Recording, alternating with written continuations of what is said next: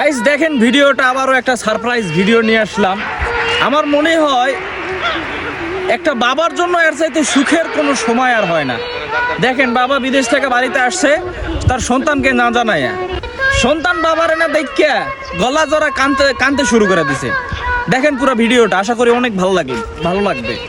আর ভিডিওটা একটু শেয়ার করে দিবেন সবাই।